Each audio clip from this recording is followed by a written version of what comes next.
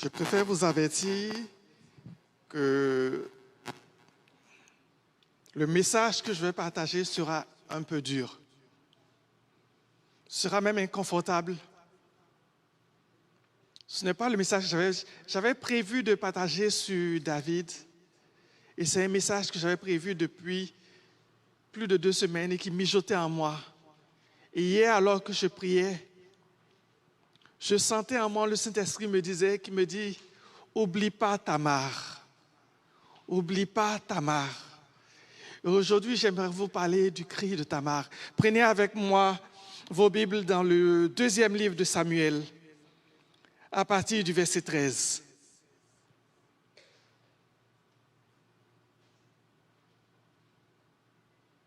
Mais juste avant de lire, j'aimerais vous mettre en contexte par rapport à l'histoire en question. L'histoire se passe dans la famille de David. David est le roi qui a été choisi par Dieu. Celui-là même que Dieu a appelé l'homme selon mon cœur. David est un homme qui aime Dieu, qui dit « Je fais de ta parole mes délices afin de ne pas pécher comme toi ». David est celui qui a écrit plusieurs psaumes. David, c'est celui qui a vaincu Goliath.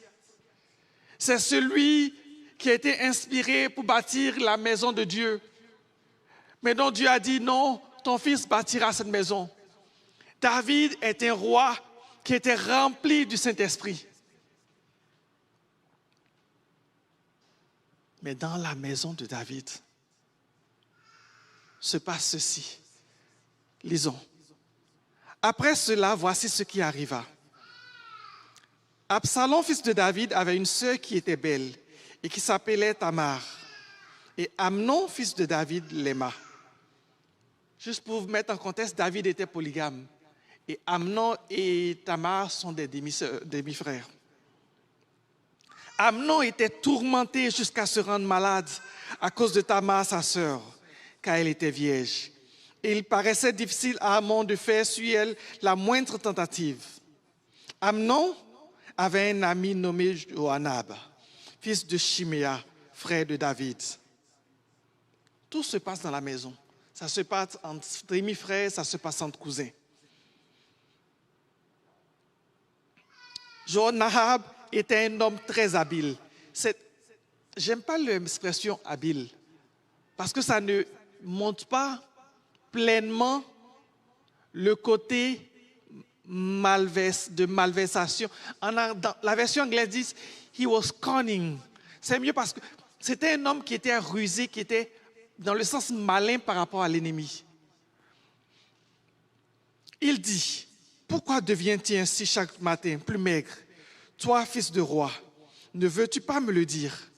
Amnon lui répondit « J'aime Tamar, ma sœur, la sœur d'Absalom, mon frère. » Joanab lui dit « Mets-toi au lit, fais le malade.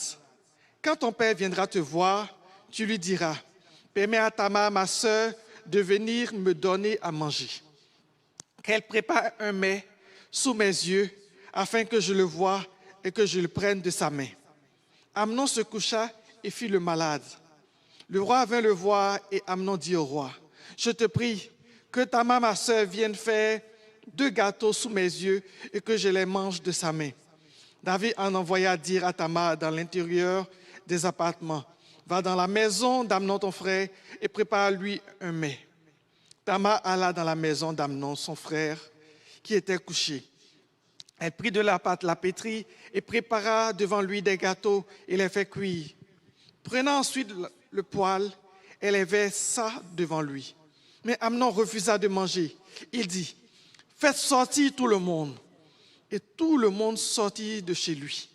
Alors Amnon dit à Tamar, « Apporte-les dans la chambre et que je mange de ta main. » En fait, il voulait qu'elle prenne elle-même le gâteau, qu'elle les mette dans sa bouche. Tamar prit les gâteaux qu'elle avait faits et les porta à Amnon, son frère, dans la chambre. Comme elle les lui présentait à manger, il a 16 ans et lui dit, « Viens, couche avec moi, ma sœur. » Elle lui répondit, « Non, mon frère, ne me déshonore pas, car on n'agit point ainsi en Israël. Ne commets pas cette infamie. Où irai-je, moi, avec ma honte? Et toi, tu serais comme l'un des infâmes en Israël. Maintenant, je te prie, parle au roi, et il ne s'opposera pas à ce que je sois à toi. » Mais il ne voulut pas l'écouter. Il lui fit violence et la déshonora et coucha avec elle. Voilà ce qui me choque. Puis Amnon eut pour elle une forte aversion, plus forte que n'avait été son amour.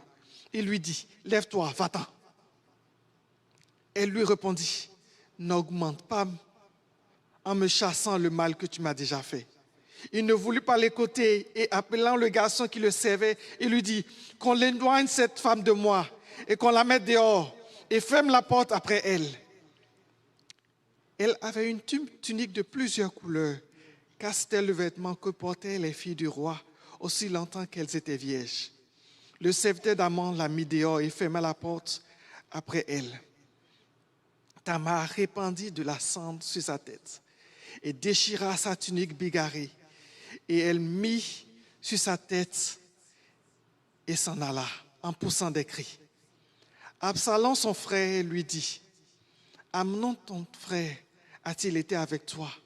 Maintenant, ma sœur, tais-toi, c'est ton frère. Ne prends pas cet affaire trop à cœur. » Et Amar demeura désolé dans la maison d'Absalom, son frère. Le roi David apprit ces choses et il fut très irrité. Absalom ne parla ni en bien ni en mal avec Amnon, mais il le prit en haine parce qu'il avait déshonoré sa sœur. On continue.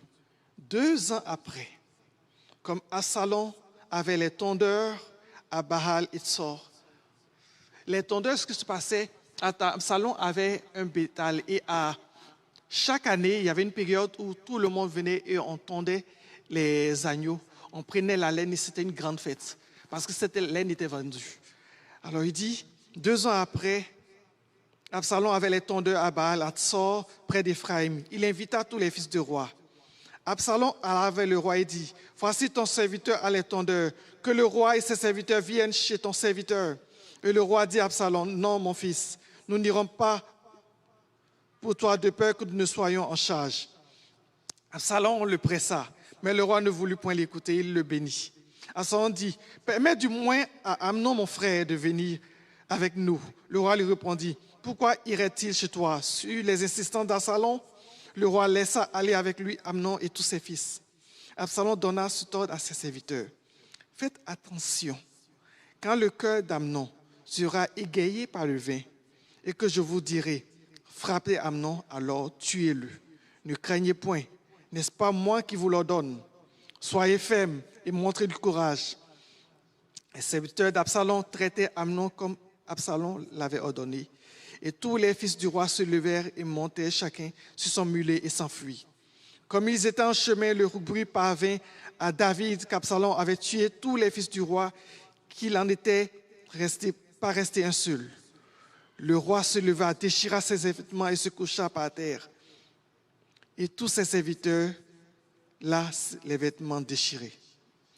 Yohanab, fils de Shiméa, frère de David, prit la parole et dit, « Que mon serviteur ne pense point que tous les fils du roi ont été tués, car Amnon seul est mort. » C'est en effet d'une résolution d'Absalom que le jour Amnon a déshonoré Tamar, sa sœur.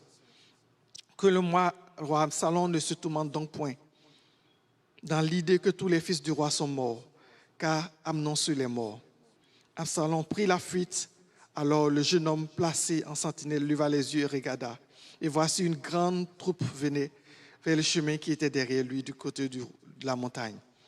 Yohanab, du roi, voici les fils du roi qui arrivent. Ainsi se confirme ce que disait ton serviteur. Comme il achevait de parler, voici les fils du roi arrivaient. Ils élevèrent la voix et pleurèrent, le roi aussi et tous ses fils d'abondantes larmes. Absalom s'était enfui. Il alla chez Talmaï, fils d'Amnon, roi de Gézour, et David pleurait tous les jours son fils. Absalom resta 3 mois à Géchour, et il était allé après avoir pris la fuite. Le roi cessa de poursuivre Absalom, car il était consolé de la mort d'Amnon. 3 ans après, le roi a accepté de poursuivre Absalom, car il était consolé de la mort d'Amnon. Cette histoire est triste. Cette histoire est horrible. Et quand tu lis cette histoire, tu te dis, qu'est-ce qu'une histoire aussi horrible peut faire dans la Bible? Il y a une chose qui me impressionne avec Dieu, c'est la volonté de Dieu de rendre justice et de ne pas embellir l'histoire de ses serviteurs. Je vous ai dit à quel point David était aimé de Dieu, que Dieu appelle David l'homme selon mon cœur. Mais Dieu ne cache pas le crime horrible qui se passe dans la maison d'un chrétien. Et si vous pensez que cette histoire touche juste David, je vous dis tout de suite, réveillez-vous. Réveillez-vous. Même dans la famille, même dans les familles chrétiennes, dans les familles non chrétiennes et des familles même chrétiennes, ici au Canada, en Haïti, en Afrique, la francophonie, il y a des abus. Et ces abus sont souvent passés sous silence. Vous savez, une des choses qui me révolte quand je lis cette histoire, c'est de voir la réaction de David, la réaction d'Absalom, la réaction de David par rapport au drame de Tamar. Tamar est violée par son demi-frère. Il la viole et dès qu'il la viole, il la met dehors, il la chasse de la maison. Et vous savez qu'à l'époque, le mariage était scellé par le sang qui était présenté. Et une fille qui était violée, sa vie est finie. C'est fini. Elle est déshonorée à jamais. L'une des choses que Tamar a fait qui m'attriste, c'est lorsqu'elle sort de la maison d'Amnon, qu'elle est violée, elle prend elle-même la cendre et elle met sur elle. Et beaucoup de femmes, même beaucoup de garçons qui ont vécu des abus, portent en eux le syndrome de l'abuseur. Et ce qu'ils font, c'est qu'ils portent en eux la honte. Ils portent en eux le malaise. Pendant longtemps, ils souffrent en secret. Ils ne peuvent pas se voir dans le miroir. Ils souffrent. Ils souffrent, ils souffrent. Et vous me dites, Abraham, pourquoi est-ce que ce dimanche tu viens parler de cela? Parce que si je ne parle pas de cela, personne n'en parle. Personne ne parle des gens qui sont abusés dans nos maisons, qui souffrent. Personne ne parle des filles qui se font abuser et dont personne ne parle. Personne ne parle de Tamar. Personne ne parle de Tamar. Imaginez, juste pour vous donner quelques statistiques. Je regardais les statistiques selon le Canada et par rapport au regroupement des Québécois de Sandez. 5% des crimes sexuels sont rapportés à la police. Ici au Canada, juste 5%. 2/3 des victimes ont moins de 18 ans. 87% des crimes sexuels sont commis dans un domicile. 96,8% des agresseurs vivent dans la maison de l'agressé et partagent la même maison que l'agressé.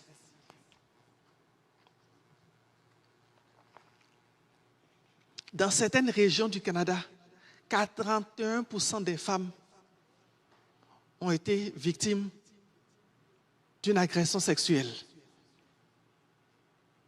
Je ne nomme pas les régions. Et si vous pensez que c'est quelque chose qui est loin, qui ne nous atteint pas, ce n'est pas vrai parce que la Bible en parle.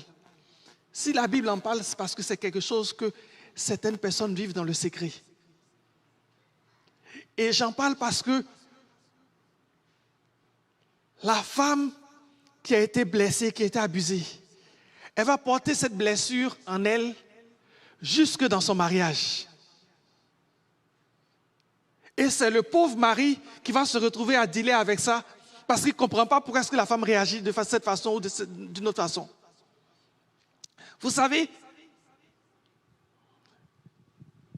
j'ai parlé avec ma fille les semaines passées et puis ma femme lui disait, il y a certaines choses que tu ne veux pas, il y a certaines choses, parce que je lui disais, tu ne peux pas sortir à telle heure, tu ne peux pas aller à tels endroits.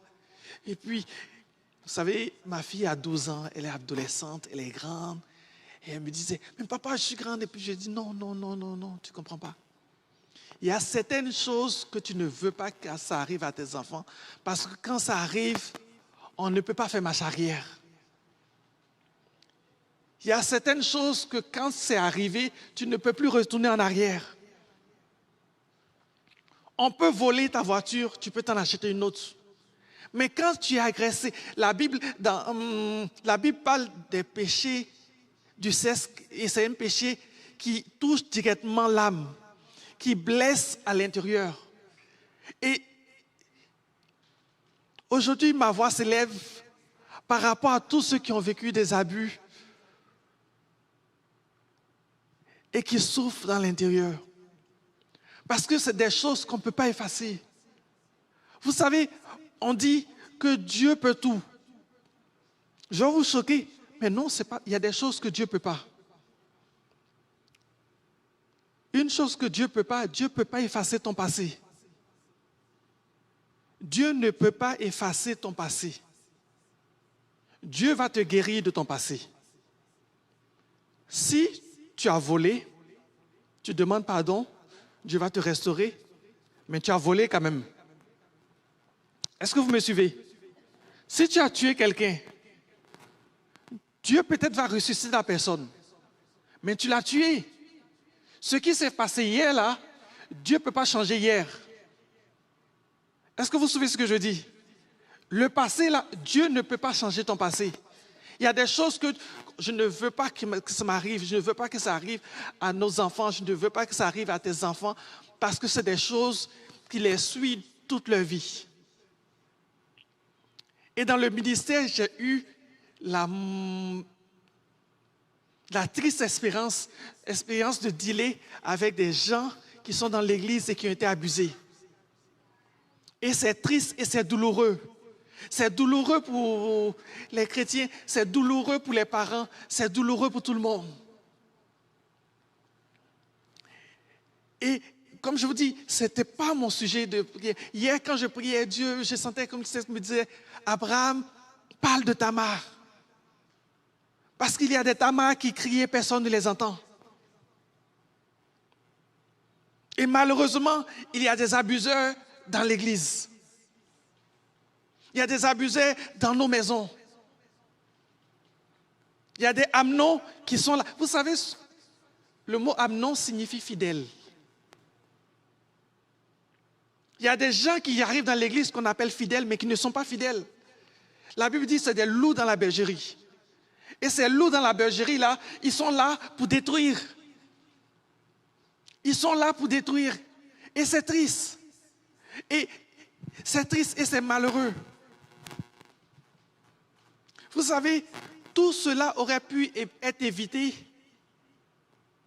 si dès le début, Amnon, qui était attiré par sa sœur, s'était tourné vers un leader spirituel pour demander de l'aide. Parce que, mes amis, mes bien-aimés, le grand malheur de nous les chrétiens, lorsque nous sommes tentés, et c'est là que l'ennemi joue le plus,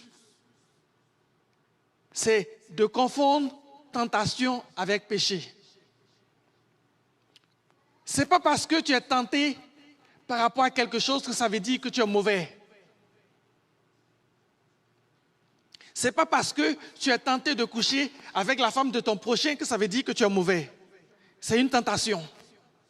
Ce n'est pas parce que tu es tenté de coucher avec telle personne que ça veut dire que tu es mauvais. C'est une tentation. Est-ce que vous me comprenez? Ok, je vais me mettre dans un contexte plus terre à terre, pour que vous compreniez. Quand on prend les exemples, il faut prendre tous les exemples par rapport au pasteur, c'est mieux. Prenons que je suis tenté de coucher avec la femme du pasteur Holguin. C'est sûr que le pasteur va me régler mon compte, ça c'est sûr.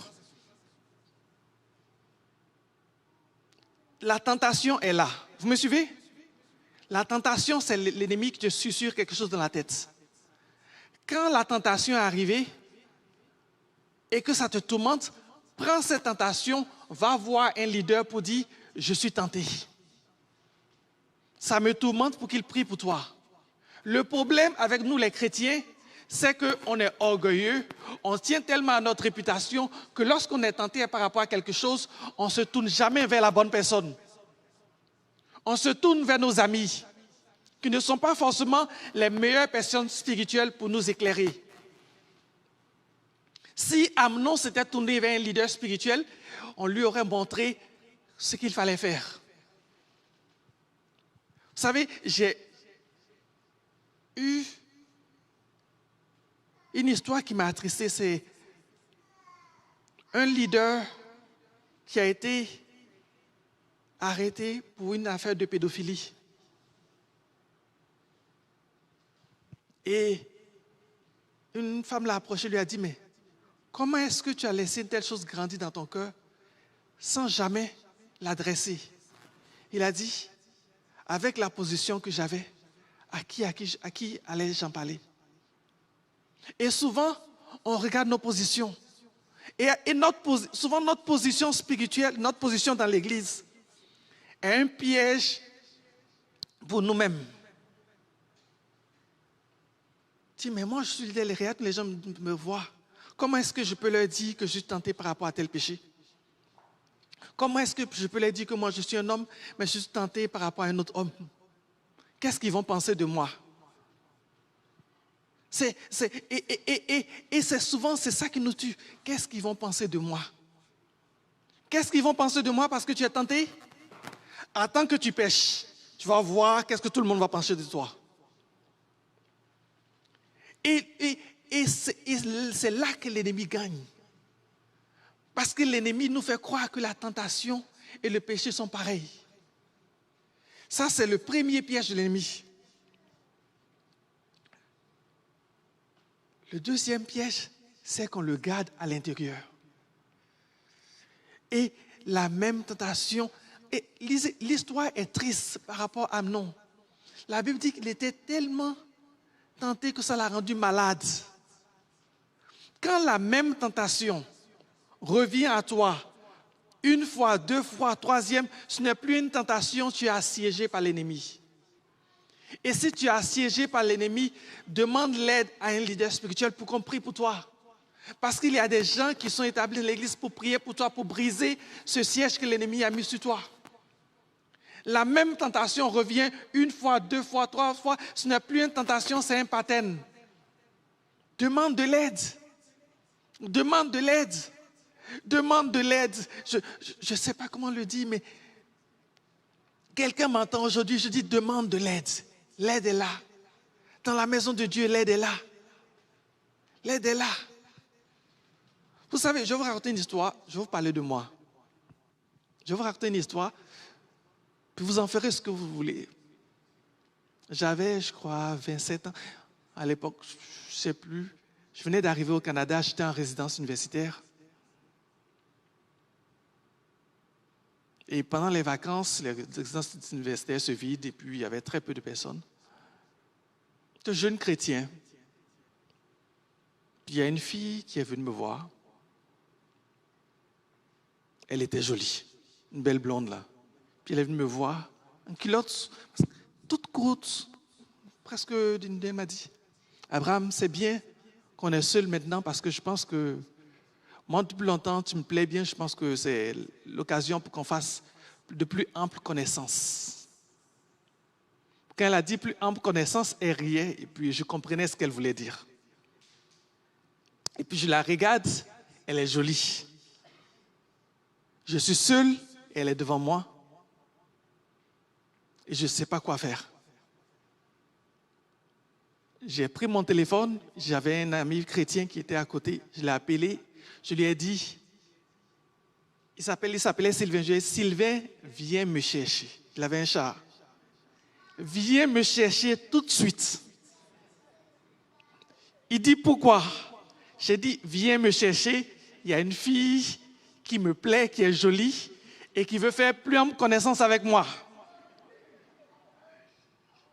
Il dit, tu n'es pas capable de résister? J'ai dit, mon ami, si je tombe, tu porteras l'opprobre de mon péché.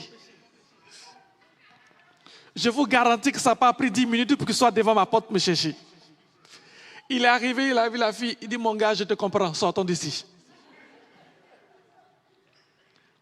Vous savez, souvent, nous les chrétiens, on se met nous-mêmes dans des situations horribles parce qu'on ne demande pas l'aide. On ne demande pas l'aide. On ne demande pas l'aide.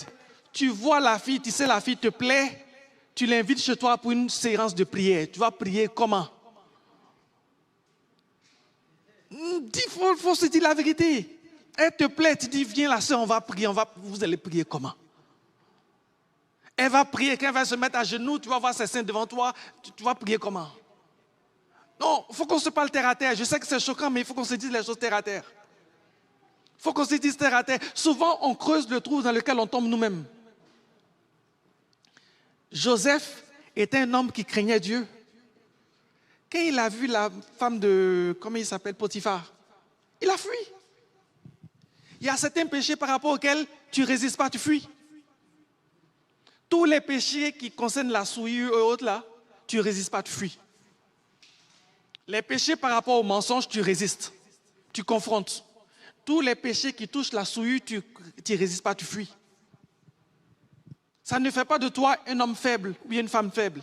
Ça te fait de toi un chrétien pur. Mes amis, j'ai fui. J'ai fui. Et je suis en vie aujourd'hui. Et je suis en vie aujourd'hui. Il y a des jours où il faut fuir. Non, faut pas jouer au dur. Faut pas jouer au dur devant le péché. La Bible dit ce n'est pas avec la chair et le sang. Et le pauvre gars a été tourmenté par un péché jusqu'à se rendre malade. Quand la tentation te tourmente, que tu n'arrives pas à dormir, demande de l'aide. Demande de l'aide. Demande de l'aide. Mon frère, ma soeur, demande de l'aide. Il faut qu'on arrête. Vous savez, il y a des choses que je vois dans... Il y a des choses qui m'amusent. Il y a des gens qui viennent te voir et te disent, pasteur, j'ai trompé ma femme. Prie pour moi, mais il ne faut pas dire à ma femme. Ce n'est pas de la repentance. Ce n'est pas de la repentance. Le fils prodigue, quand il revient chez son père, il dit à son père, Père, pardonne-moi car j'ai péché contre le ciel et contre toi. Mon péché, ça va dans le vertical, ça va également dans l'horizontal. Mettez-vous à la place de Tamar. Elle est violée, elle est blessée. La Bible dit que David a été très en colère quand il a appris cela. David est le roi, il est le juge d'Israël. Il a été en colère quand il a appris cela.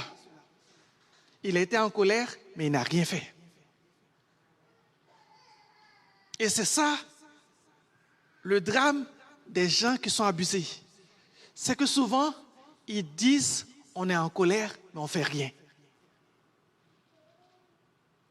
Ok, je vais vous dire quelque chose. Si tu as violé quelqu'un, ça c'est moi. Si tu as violé quelqu'un, que tu viens me dire, je vais prier pour toi, pour ta délivrance, pour ta restauration. Ça c'est un. Deuxième point, je vais te dénoncer à la police. Pourquoi? Parce que c'est un crime. Parce que c'est un crime. Parce que c'est un crime. Parce que c'est un crime. Il faut que justice soit rendue. Ce n'est pas parce que Dieu a pardonné ton péché que justice ne doit pas être rendue. Si tu tues quelqu'un, tu dois aller en prison. Même si Dieu pardonne ton péché, tu dois aller en prison. Il faut que justice soit rendue. Il est important, il est crucial que dans la maison de Dieu, que dans nos maisons, justice soit rendue.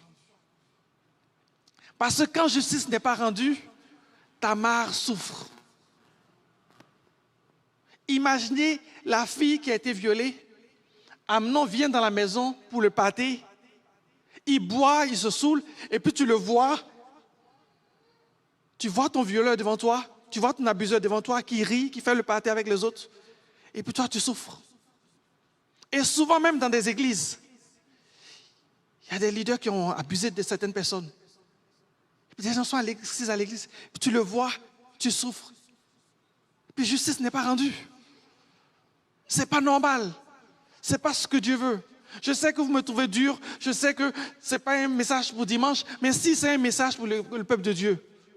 Parce que quelqu'un doit parler de Tamar. Quelqu'un doit parler des gens qui souffrent en secret et dont personne ne parle. C'est beau de dire le Saint-Esprit, la gloire de Dieu, les promesses de Dieu. Mais les cœurs brisés, qui s'en occupe? Les gens qui portent des troubles, des traumas en eux, qui s'en occupe? Tout ce qu'on leur dit, c'est Dieu est bon. Mais Dieu est bon, ça signifie quoi? Il est crucial que la justice soit rendue. Vous savez, je vais vous montrer un secret que Dieu donne à son peuple.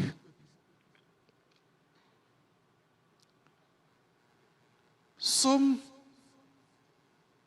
89 et Psaume 97, verset 2.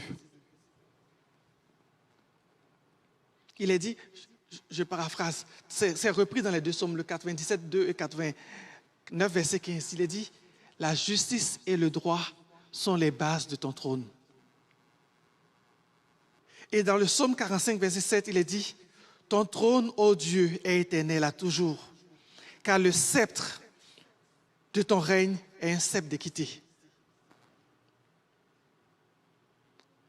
C'est un psaume qui est repris dans Hébreu, lorsqu'il est parlé du règne éternel de Dieu. Et Dieu nous donne un secret par rapport à son règne éternel. Il dit, la justice et le droit sont les fondements de son trône. C'est ce qui soutient son trône.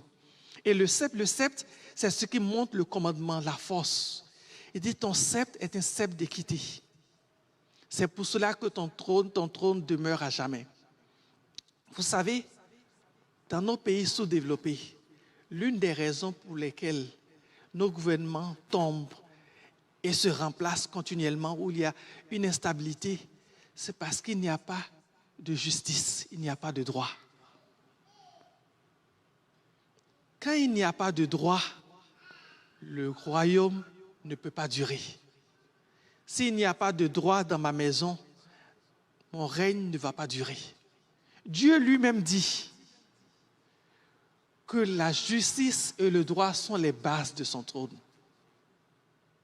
Et c'est pour cela que son trône est éternel. Son trône est basé sur le droit. Si Dieu a basé son trône sur le droit et la justice pour que son trône soit éternel, tu penses que tu vas t'en sortir avec de l'injustice? C'est pour cela que dans nos pays africains, haïtiens, les pays sous-développés, il y a souvent des coups d'État et des coups d'État et des coups d'État et des renversements. Pourquoi? Parce qu'il n'y a pas d'équité.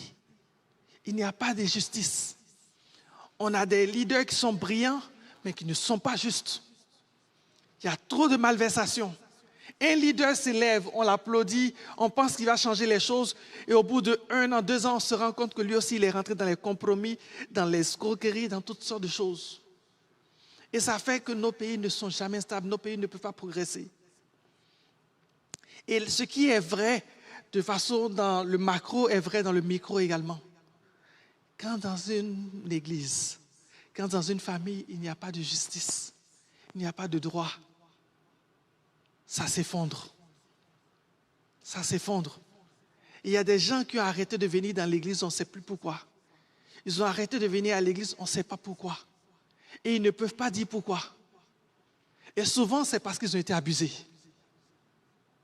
Pas des frères, pas des sœurs, pas des leaders, pas des amis. Et ils ne sont plus capables de voir ces personnes en face. Et aujourd'hui, ma voix s'élève pour eux.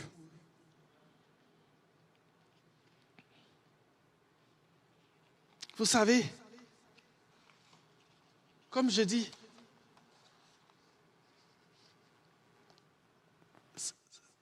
ce que je dis engage que moi ce que je dis.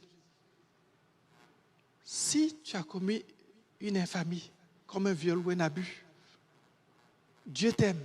Je ne suis pas en train de dire que Dieu ne t'aime pas. Dieu pardonne tous les péchés. Dieu veut te restaurer.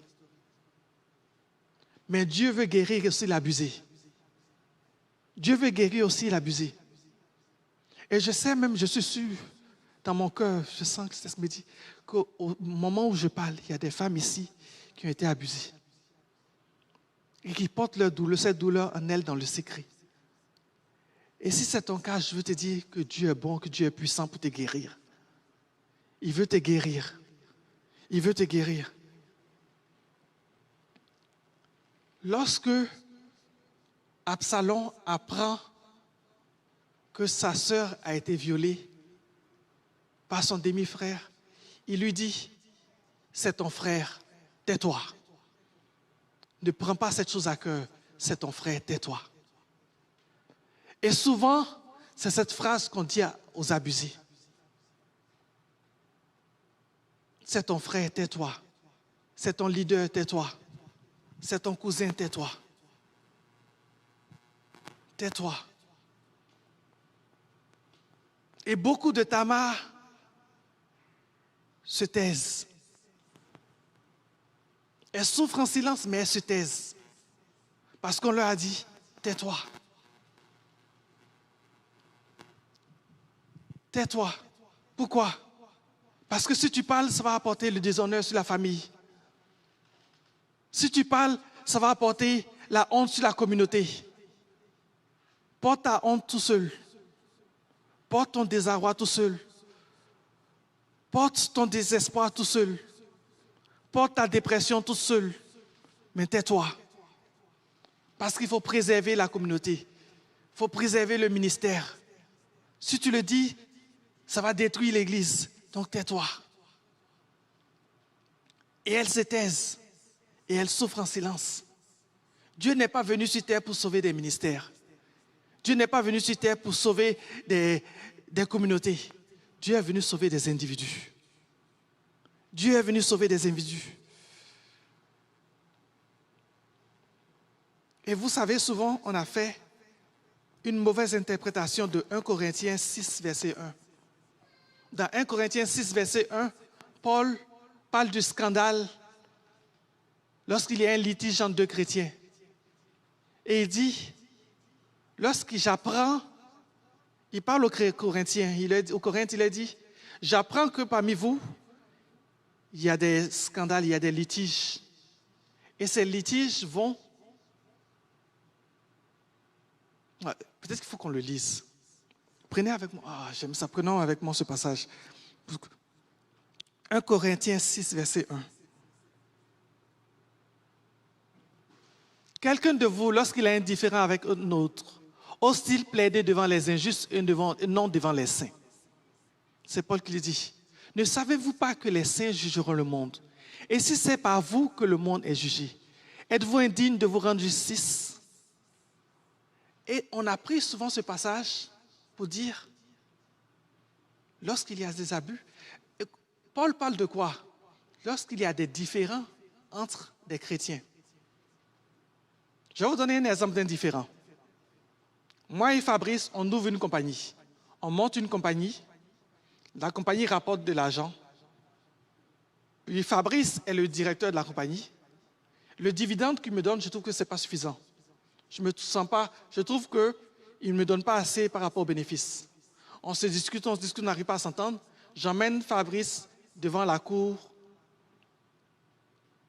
Ça, c'est indifférent. Si j'ai abusé la fille de Fabrice, ce n'est pas indifférent, c'est un crime. Il y a une différence entre des litiges qu'on n'arrive pas à régler et un crime commis. Paul ne parle pas ici des crimes qui sont commis. Il parle des différences des frères, et les frères n'arrivent pas à s'entendre. Il dit, entre vous là, vos différences, vous devez arriver à vous entendre. Si vous n'êtes pas capable de vous entendre par rapport à vos différends, il y a un problème. C'est ce que Paul leur dit. Il ne parle pas des crimes qui sont commis. Parce que dans un litige, chacun fait valoir son droit. Dans un abus, il y a une victime et il y a un abuseur. Est-ce que vous voyez la différence? Dans un différend, dans un litige, il y a deux personnes qui font valoir chacun leur droit. Dans un abus, il y a quelqu'un qui a abusé, il y a quelqu'un qui est à terre. Dans le cas de l'abus, il y a quelqu'un qui est à terre. La personne abusée ne peut pas faire valoir son droit, elle est à terre. Et les raisons du silence, souvent c'est pour éviter des scandales. On veut préserver la réputation.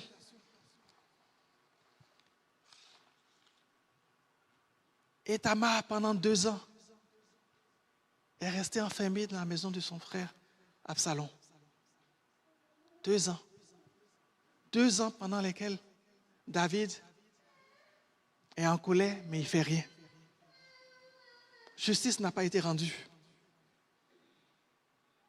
Et ce crime-là a conduit à un autre crime. À un moment donné, Absalom n'était plus capable, il a fait tuer Amnon. Pourquoi? Parce que quand les choses ne sont pas ramenées à la lumière, l'ennemi continue de les exploiter. Si le crime d'Amnon avait été ramené à la lumière et que David avait dealé avec cette infamie, il ne se serait pas retrouvé avec un meurtre. Il ne se serait pas retrouvé avec un meurtre. Et j'en parle pourquoi? Parce que ça ne se passe pas dans la maison de n'importe qui. Ça se passe dans la maison du bien-aimé de Dieu, de David.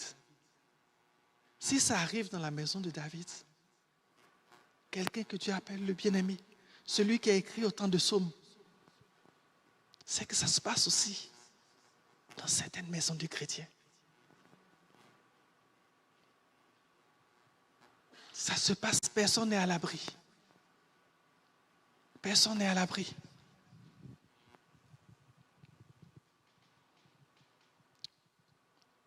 Et ce qui me renverse le plus par rapport à David, c'est que lorsque David a appris qu'Absalom a tué son frère, il pensait que ses enfants sont morts, il a déchiré son vêtement.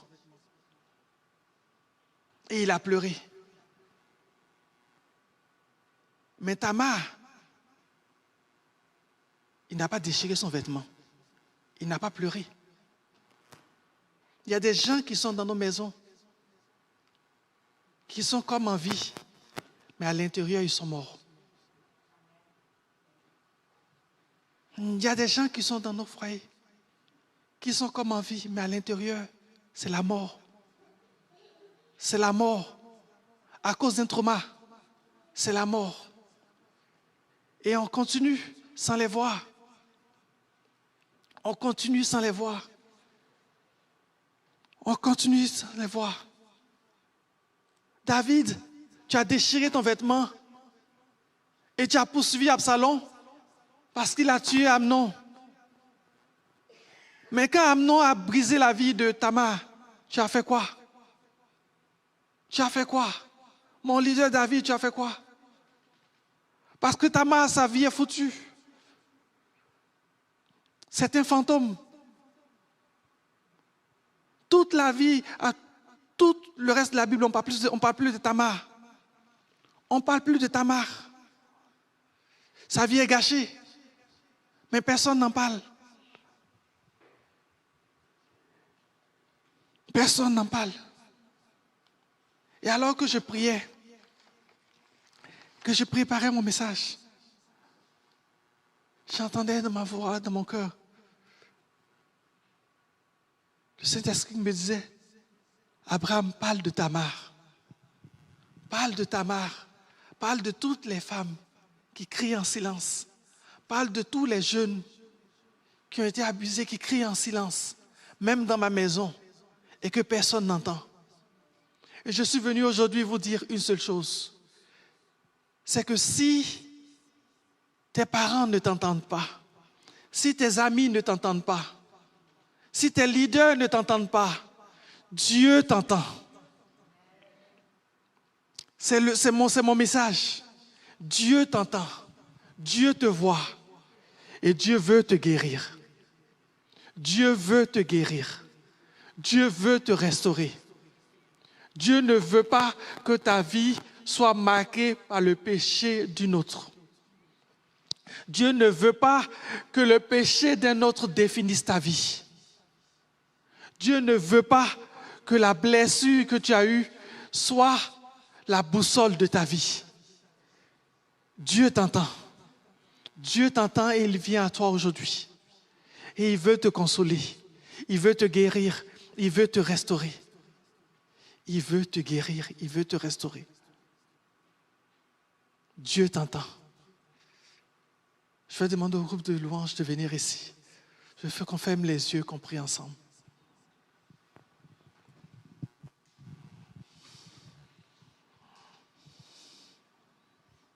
Saint-Esprit, Saint-Esprit, Saint-Esprit, Seigneur, par ma bouche, par mes lèvres fragiles et imparfaites, j'ai transmis ton message. Je prie maintenant que tu touches chaque cœur ici, que tu fasses remonter, Saint-Esprit, les souvenirs enfouis, les souvenirs qui ont été enfouis, que tu fasses remonter, Seigneur, les traumas et que tu guérisses dans le nom de Jésus-Christ. Tu es le Dieu qui guérit.